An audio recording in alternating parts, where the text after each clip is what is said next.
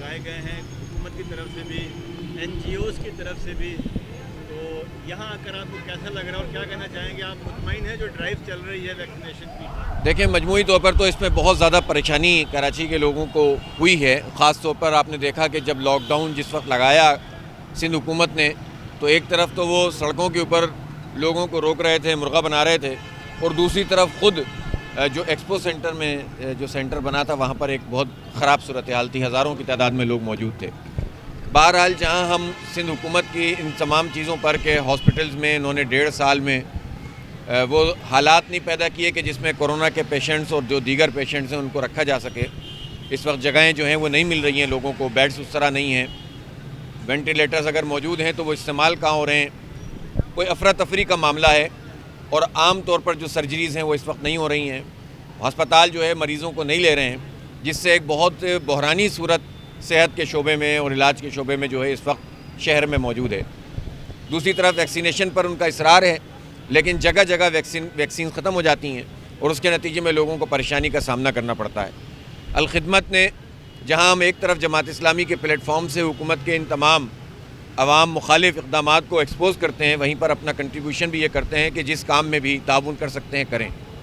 ہمارے vaccination centres اس وقت بہادر آباد پہ اور نارتھ ناظم آباد میں سخی حسن پر ایک بڑے پیمانے پر ویکسینیشن کا کام کر رہے ہیں.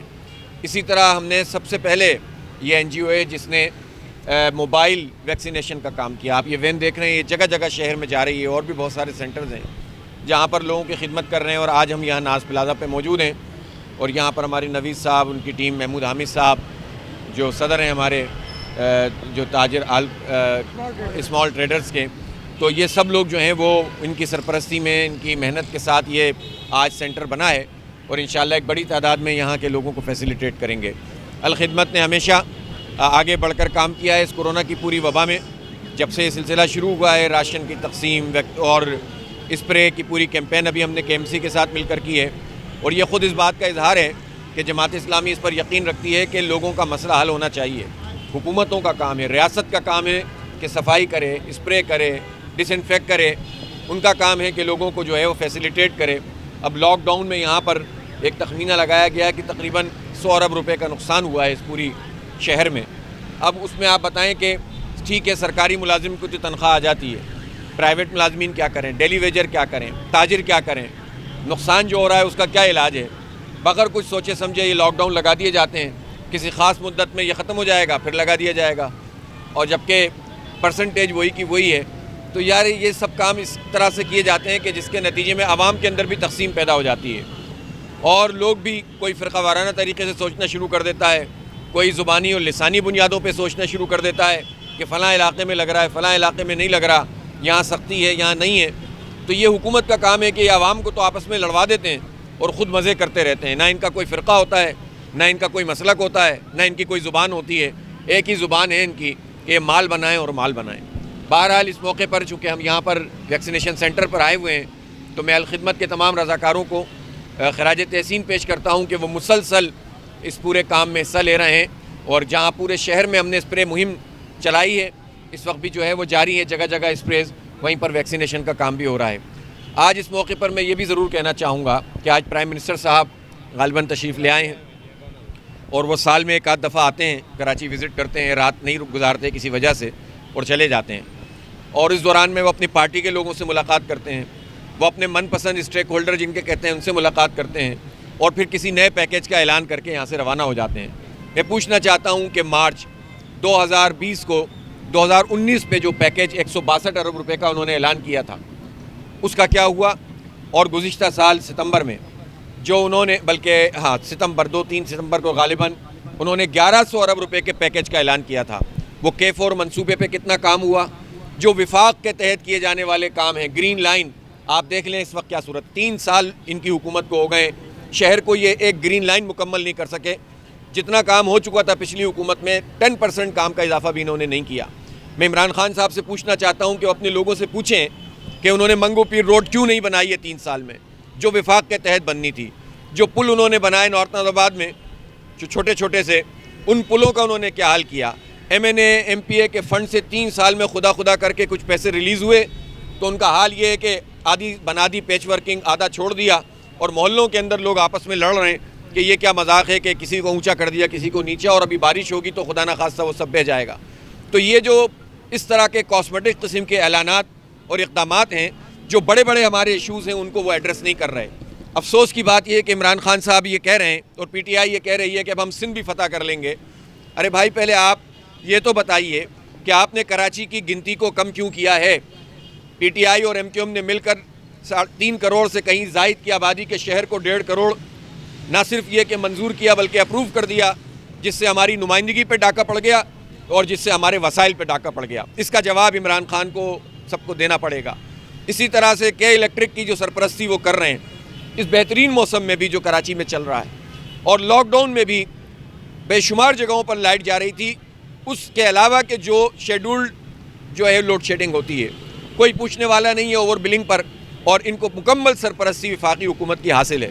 صوبائی حکومت بھی کے الیکٹرک کو سپورٹ کرتی ہے۔ اسی طرح سے کے ایم سی کو نیا باس مل گیا ہے اور مرتضیٰ وہاب نے تمام سیاسی جماعتوں کے تحفظات کے باوجود ایڈمنسٹریٹر کا چارج سنبھال لیا۔ کراچی کے ہیں وہ، قانون بھی جانتے ہیں، ضابطوں کا بھی ان کو علم ہے، تو ان کو کوئی مشورہ دینا چاہیں گے سر؟ میں بھی پیپلز پارٹی پہ آ ہی رہا تھا۔ دیکھیں، وفاق اور صوبے نے مل کر 1100 ارب روپے کے پیکیج کا اعلان کیا تھا، اور انہوں نے کہا کہ اب ہماری آپس میں دوستی ہو گئی ہے۔ ہمیں نہیں پتہ وہ دشمنی میں کب تبدیل ہوتی ہے اور دوستی میں، کیونکہ جب سینٹ کا انتخاب ہوتا ہے یہ دوست بن جاتے ہیں۔ سنجرانی صاحب کو منتخب کرانا ہو یہ ایک ہوتے ہیں، ان کو خاص قسم کے بل پاس کرانے ہو یہ ایک ہوتے ہیں، اسلام مخالف کوئی بل ہوتا ہے یہ تینوں چاروں پارٹیاں ایک ہوتی ہے، تو یہ علیحدہ کب ہوتے ہیں ہمیں نہیں پتہ۔ اب بات یہ ہے کہ اس پیکیج کے اوپر تو ان کو مل کر عمل کرنا تھا، وہ کام کیوں نہیں ہو رہا ہے اس کا سوال کا جواب وفاق کو بھی دینا ہے، صوبے کو بھی دینا ہے۔ پیپلز پارٹی نے کراچی کو کچرے کا ڈھیر بنا دیا ہے۔ پیپلز پارٹی کراچی میں ملازمتوں میں زیادتی کر رہی ہے۔ پیپلز پارٹی کراچی میں پیسے نہیں لگا رہی ہے۔ 95% ریونیو یہ شہر سندھ حکومت کو دیتا ہے، اور اس میں سے اس کا حصہ کتنے پرسنٹ ہے؟ 5-10% بھی وہ شہر کے اوپر نہیں لگاتے ہیں۔